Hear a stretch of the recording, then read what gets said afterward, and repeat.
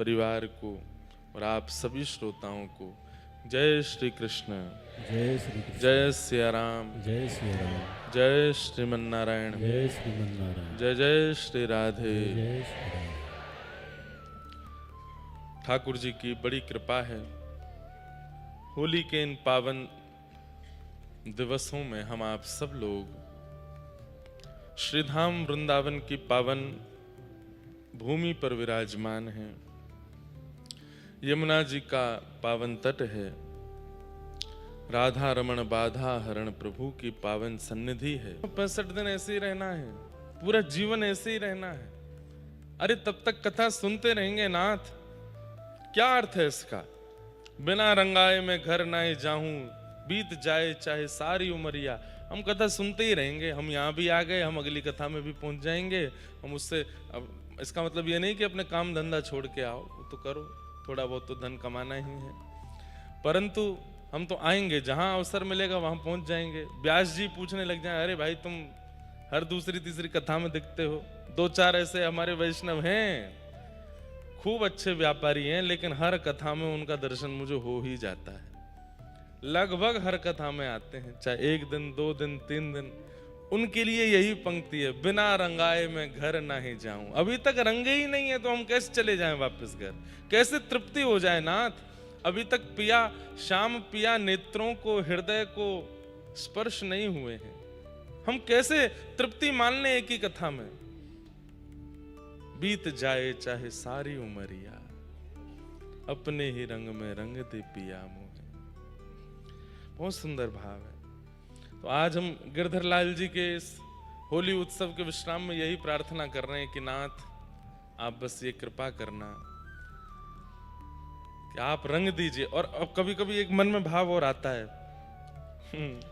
बोल दूं, भाव ऐसा आता है, अभी मत रंगना, कुछ दिन और ऐसे ही रहने दो, क्योंकि ज्यादा ना रंग गए फिर कथा आदि सबसे निवृत्त हो जाएंगे। फिर कुछ दिन और ऐसी तड़पने दो, जो वृत्रासुर कहते हैं भागवत में, समंजसत्वा विरहय कांक्षे, मुझे विरह मिल जाए। कुछ दिन और ऐसी तड़पने दो, और थोड़ा सा रहने दीजिए। भाव है, खूब आनंद आए। हमारे ओम प्रकाश जी भैया, दुनिया में हम इनकी प्रशंसा मंच से नहीं कर रहे हैं, हमारे शिष्य हैं दोनों दंपति, लेकिन फिर भी मन में एक भाव है कि भागवत के श्रोता कैसे होने चाहिए ये हमने बताए। भगवान इनको कभी अभिमान ना दिलावे, लेकिन भागवत के आयोजक कैसे होने चाहिए ये इनसे सीखिए। आप लोग देखो, यहां बैरिकेटिंग लगी है, इसलिए लगी है क्योंकि लोग बाग जो हैं उनकी बस इच्छा है कि महाराज जी के जो हैं कपड़े जो हैं चित्र वित्र हो जाएं, तब आनंद आवे। आप सबका प्रेम है, पर कई लोगों की इच्छा दर्शन से पूर्ति नहीं होती, प्रणाम से पूर्ति नहीं होती, उनको फोटो लिए बिना मानना ही नहीं है। फोटो हमारा महाराज जी के संग होना चाहिए। हमारे संग चित्र लेके क्या करोगे? ठाकुर जी के संग चित्र होना चाहिए। हम एक बात कथा में कह रहे थे, मीराबाई उनका चित्र ठाकुर जी के साथ है, सूरदास जी का चित्र ठाकुर जी के साथ है, कुम्मन दास जी का ठाकुर जी के साथ है, इन सबके चित्र ठाकुर जी के साथ है। लेकिन उतनी उसमें वो हो जाती है, फिर दिक्कत हो जाती है बहुत ज्यादा, इसलिए सब लगाई। लेकिन पहली बार हमने देखा पूरा यजमान परिवार भी बैरिकेटिंग के पीछे ही बैठा है, वो भी बेचारे सामान्य श्रोताओं में ही बैठे हैं। कितनी बड़ी बात है। हर वर्ष का आपका संकल्प है कि हमें कथा करानी है। पिछले वर्ष श्री जगन्नाथपुरी में हुई, और ऐसे नहीं कि हर वर्ष करा रहे हैं तो चलो पिछली से थोड़ी 19 करा लें, नहीं, हर वर्ष कथा पिछली से और अच्छी। श्री जगन्नाथपुरी में कथा हुई, वहां तो इतना आनंद आया। अब एक हमारे साथ रोग लग गया है कि वृंदावन में हमसे कथा कम होती है, वृंदावन में हमारे भाव दूसरे भावों में, कुछ लीलाओं में अटक जाते हैं। जगन्नाथपुरी में कितनी अद्भुत कथा हुई, वहाँ कितना आनंद आया। वहाँ पे दधिकाना हुआ, समुद्र स्नान हुआ, नित्य जगन्नाथ भगवान के दर्शन होते थे, कितना सुख मिलता था। उसके बाद ये कथा यहाँ हुई होली महोत्सव पर। अब आपको जो अगला समय मिला है कथा का, वो मिला है 17 से 23 सितंबर 2027 में। और 2 स्थान चुने हैं, गिरधर लाल जी पर पर्ची डालेंगे कि वो कहाँ की आज्ञा देते हैं। एक स्थान हरि का है और एक स्थान हर का है, मतलब महादेव का है, और ये दोनों ही दक्षिण भारत में हैं। तो एक स्थान है श्रीरंगम और दूसरा है रामेश्वरम। तो लेकिन तीसरा स्थान मेरे मन में अपने आप हिलोरें ले रहा है, तीसरा और चौथा स्थान। 2 ऑप्शन नहीं देते, केबीसी में 4 मिलते हैं। तो ये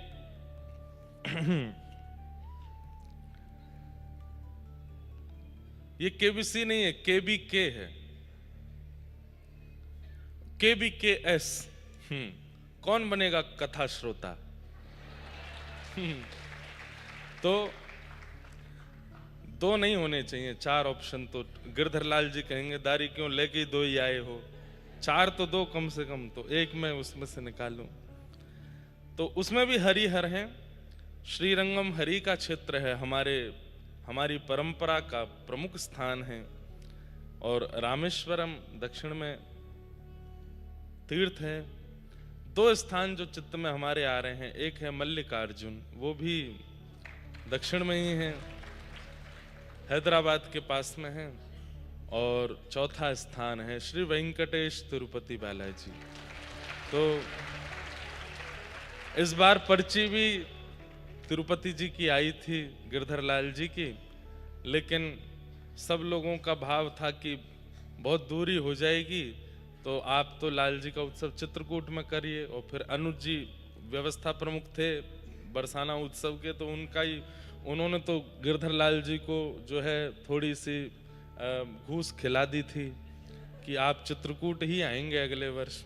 तो चित्रकूट में ही है अगले साल तो उत्सव, पर मन में बड़ी इच्छा थी कि आया तो तिरुपति भी था, तो हम वहाँ क्यों नहीं जा रहे। तो अगले साल की जनवरी के उत्सव में जाएंगे चित्रकूट। और संभवतः अगर लाल जी ने पर्ची प्रकट कर दी तो 17 से 23 सितंबर जो कथा ओम प्रकाश जी की होनी है वो हम करेंगे तिरुपति में, अगर ठाकुर जी चाहेंगे तो श्रीरंगम, रामेश्वरम, मल्लिकार्जुन या फिर तिरुपति बालाजी, ये 4 स्थान हैं। ठाकुर जी से प्रार्थना करेंगे जहां की वे आज्ञा करेंगे। अब क्योंकि इनको भी हर वर्ष ही कथा करानी है, तो इनकी भी पर्ची डाल डाल के ही पूछा करेंगे ठाकुर जी से, कहाँ आपको करानी है बताओ। और कई ऐसी कथा, अब लाल जी सब जगह तो नहीं जाएंगे कथाओं में, पर कुछ ऐसे श्रोता हैं जिनसे हमारा स्नेह कम लाल जी का ज्यादा है, तो इसलिए लाल जी जाएंगे ही। और फिर अब ऐसा भाव है कि हम चतुर्भुज जब से हुए हैं, तो जहाँ चतुर्भुज ही जाते हैं वहीं लाल जी जा रहे हैं, जहाँ हम दोनों जाते हैं वहीं लाल जी का आगमन होता है। तो संभवतः इस कथा में फिर लाल जी भी चलेंगे और आनंद होगा। तो खूब सुख के साथ में आज कथा का विश्राम हो रहा है। आप सब लोग 2:30 बजे तक, लास्ट 3 बजे तक, 2:30-3 बजे तक धूप तो होगी, पर वहां पहुंच जाइएगा। भक्तिपथ गौकुलम जो कि गोंदा अटस में है, यहाँ से सब उसका मैप आदि है। खूब बढ़िया वहाँ पे सुंदर सरोवर तैयार हो गया, कल रात्रि में हम देख करके आए। जटेरी धाम से छोटी सी नौका आ गई है जिसमें गिरधर लाल जी नौका विहार करेंगे। ठाकुर जी का डोल उत्सव होगा, रंग होगा, पद गाएंगे, रसिया गाएंगे और होरी मनाएंगे बड़े भाव से। होरी के विश्राम में हमारे व्रज में प्रथा है कि होरी तब विश्राम होती है जब ढप जो है उसको रख दिया जाता है। तो ढप विराजमान होगी और फिर लाल जी नंदगांव जाते हैं, तो सब ब्रजवासी रो करके ठाकुर जी से कहते हैं लाला अगले साल फिर आ जाइयो और फिर यहीं डट जाइयो, ऐसे करके भाव होते हैं। तो सब सुनेंगे। चलिए आज की कथा विश्रांति में चलें। कथा तो अभी वेणु गीत पर है। हाँ, कई लोग मुरली तक पहुंच गए पर वेणु तक किसी की स्थिति नहीं गई है।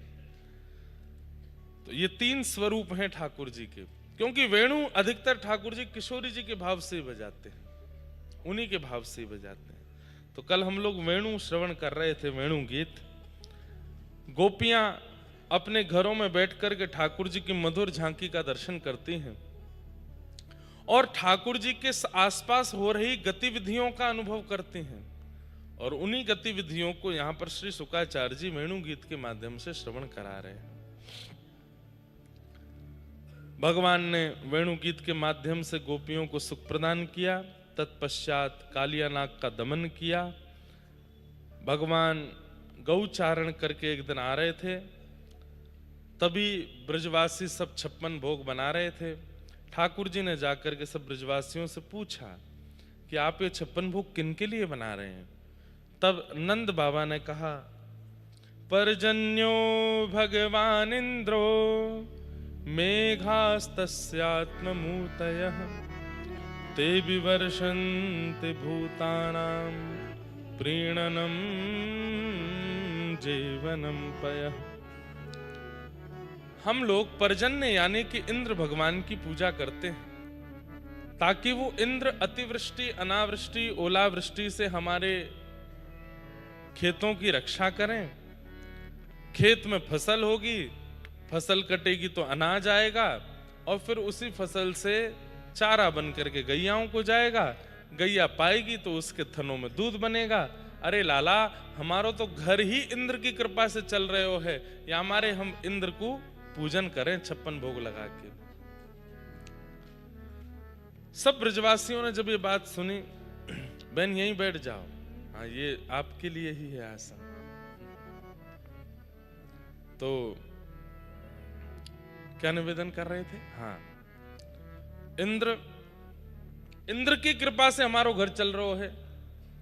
इंद्र नहीं हो तो फिर हम लोग तो ब्रजवासी तो भूखे रह जाएं। देव देव आलसी पुकारा, देवताओं के भरोसे मत जीवन जिया कीजिए। ठीक है, आप ठाकुर जी को अपना जीवन का ऋणी मान सकते हैं, लेकिन किसी देव को नहीं। हम लोग सदा कहते हैं कि हमारे इष्टों की कृपा है, हमारे पूर्वजों की कृपा है, हमारे कुल देवता की कृपा है, ये मानना ही चाहिए। परंतु कुल देवता इष्ट यदि श्री कृष्ण हैं या कृष्ण के ही अन्य रूप हैं, नारायण के ही अन्य रूप हैं, तो ही ये बात सार्थक है। क्योंकि अगर अन्य इष्ट भी हैं, वह भी तो नारायण से ही पोषित होते हैं। इसलिए परब्रह्म भगवान ही हमारे जीवन के मूल आधार हैं, ये भाव चित्त में रहना चाहिए। अन्य कोई और हमारे जीवन को चला रहा है, ऐसी भावना नहीं। और ये ठाकुर जी ने गोवर्धन लीला से इस बात का स्पष्टीकरण कर दिया। इंद्र के भरोसे सब ब्रजवासी कह रहे थे कि इंद्र से ही हमारो घर चले, इंद्र ही यूं करे, इंद्र ही ऐसा करे। ठाकुर जी ने कही, इंद्र देव है, भगवान नहीं है। इंद्र देव है, और देव के सृष्टि संचार में, सृष्टि पालन में अन्य अन्य क्रियाएं हैं, उनकी एक जॉब होती है। सब देवताओं को भगवान ने कोई ना कोई अधिकार दे रखा है। किसी को वर्षा का अधिकार है, किसी को तपन का अधिकार है, किसी को अन्य अन्य अधिकार है। भाई, अधिकारी को ही प्रधानमंत्री मान करके वंदन करने लग जाओगे तो आपकी कितनी बड़ी भूल है।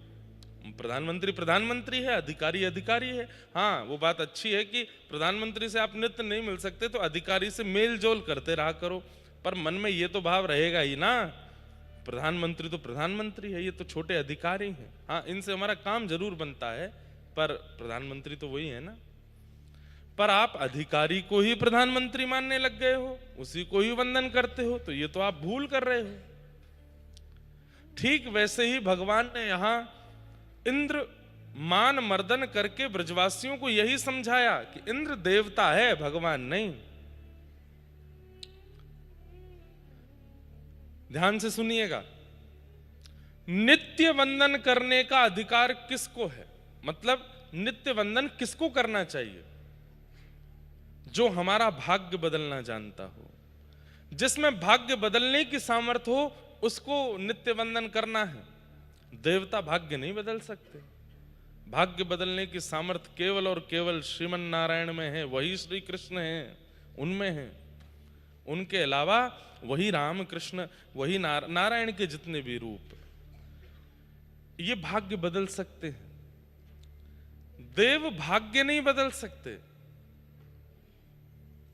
देव आशीर्वाद दे सकते हैं, देव आपकी क्रिया को क्रियान्वित करा सकते हैं, पर भाग्य बदलने की सामर्थ्य तो भगवान में है, इसीलिए वो भगवान है। इसलिए नित्य वंदन तो भगवान है। लेकिन ये बात अब ब्रजवासी को समझावेंगे तो सब ब्रजवासी कहेंगे लाला ज्यादा बात मत बनावे, मोह धोवो आवे ना, हमें समझावे चलो है।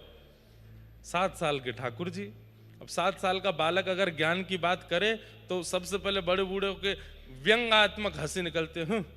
हम लोगों के बाल क्या धूप में सफेद हुए हैं, तू हमको समझाएगा? ये छोटे बच्चे हमको समझाएंगे? तो ठाकुर जी ने जाकर के नंद बाबा से कही तो बाबा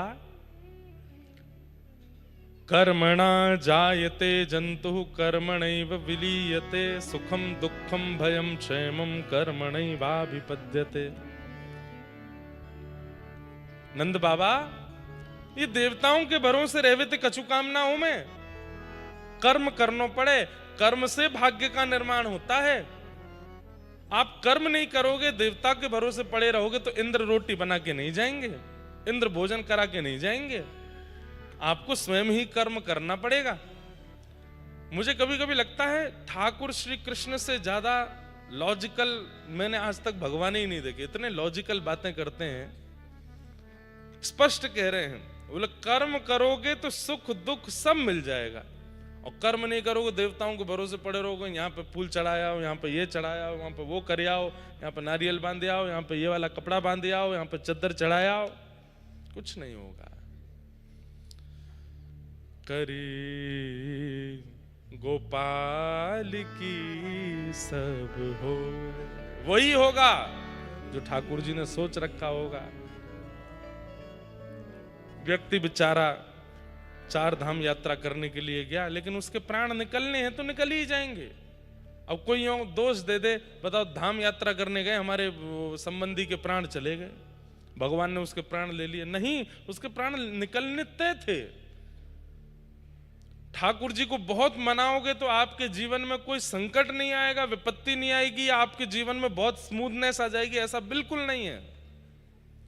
लाइफ रोलर कोस्टर है, और ये सबकी लाइफ ऐसी होती है। कोई एक व्यक्ति नहीं है ऐसा जिसके जीवन में अत्यंत सुख हो, कोई नहीं है दुनिया में।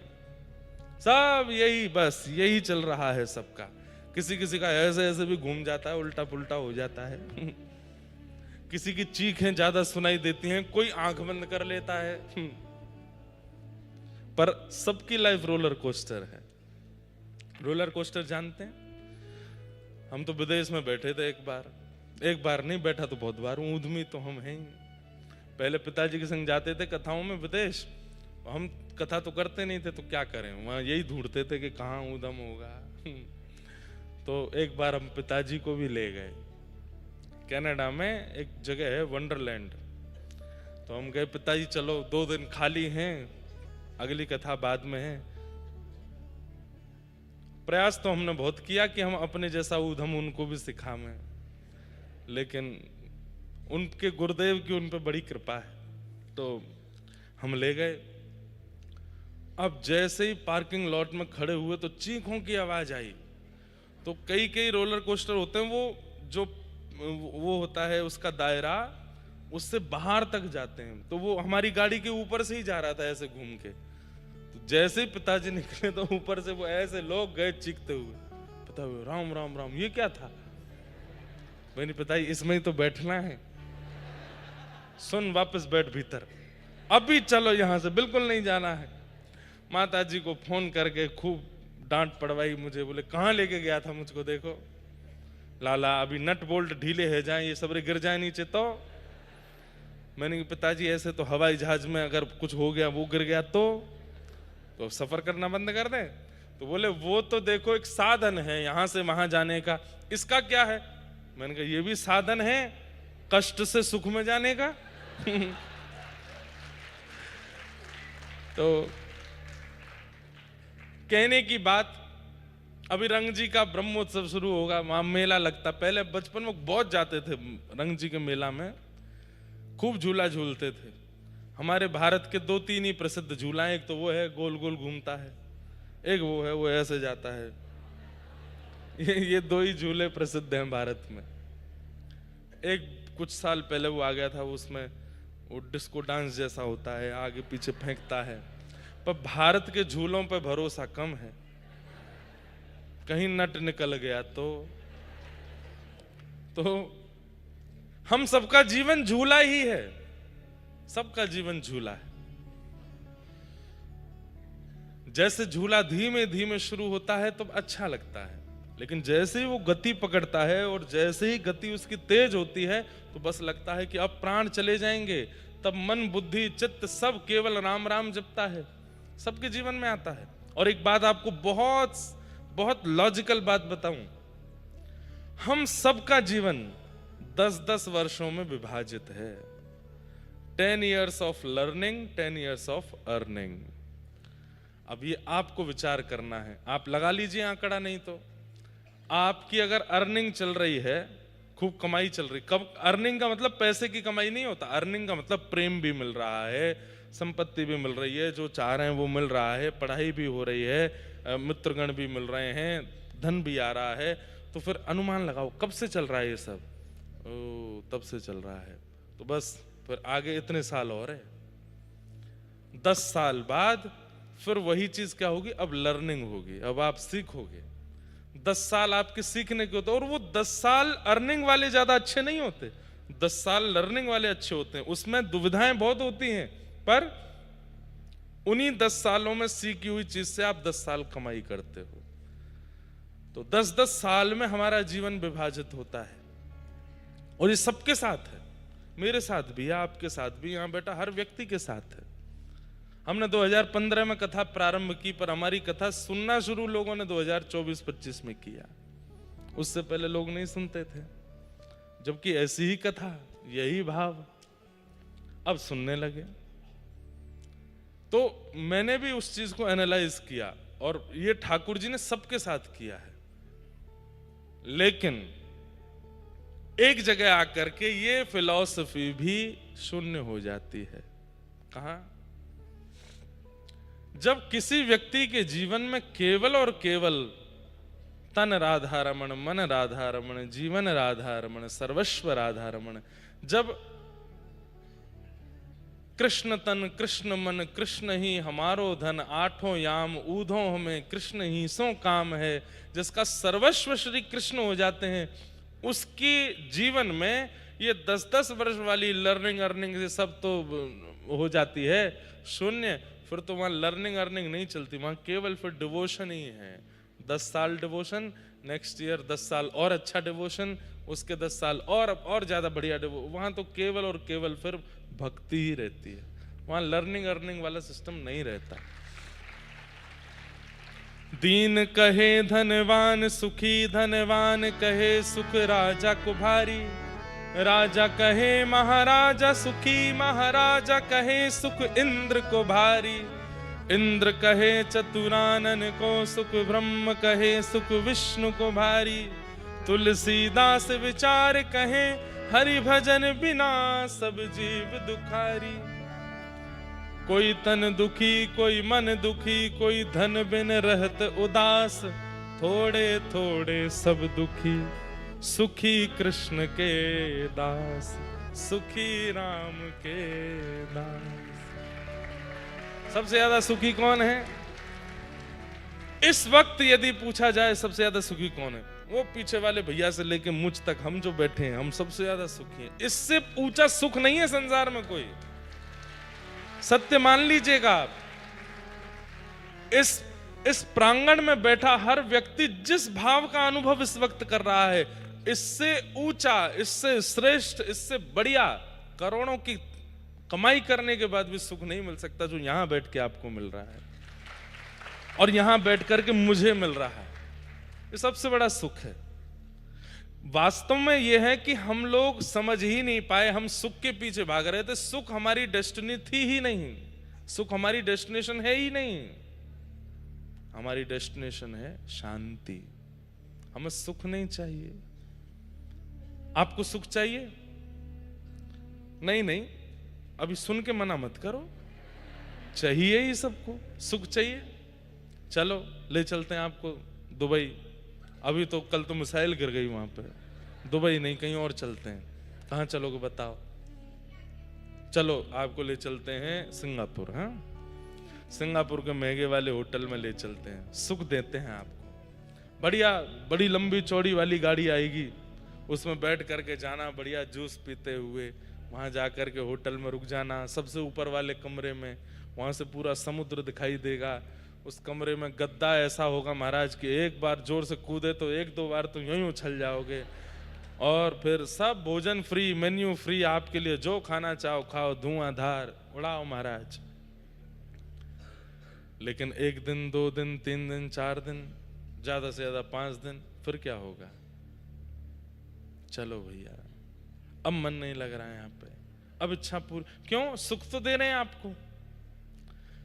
संसार में व्यक्ति जिस किसी वस्तु को सुख बोलता है, वो यदि उसको बहुमात्रा में दे दी जाए तो वो उससे भी दुखी हो जाएगा, उससे भी परेशान हो जाएगा, उससे भी हताश हो जाएगा। और एक बात बोलें, जब बहुत सामग्रियां मिल जाती हैं तब व्यक्ति ये सोचता मैं करूं क्या? सुख है तो बहुत सारा मेरे पास में, पर मेरे को अच्छा नहीं लग रहा। तब उसको पता है, उसको आनंद कब आता है? जब वो धीरे धीरे उनको त्यागने लगता है। घर त्याग दिया, ये त्याग दिया, वो त्याग दिया, ये त्याग दिया, सब डोनेट कर दिया, बिल्कुल फक्कड़ हो गया। तब कहता है अब मैं बहुत सुखी। तो फिर पहले जमा ही क्यों किया? ठीक है, हम ये नहीं कह रहे कि जमा नहीं करो, करो, पर बात मन में ये बात लिख लीजिए कि जो सुख यहां है वो कहीं नहीं मिलेगा। जो सुख सत्संग में है, जो सुख कथा में है, जो सुख ठाकुर जी के दर्शन में है, लीला में है, वो सुख कहीं नहीं मिलेगा।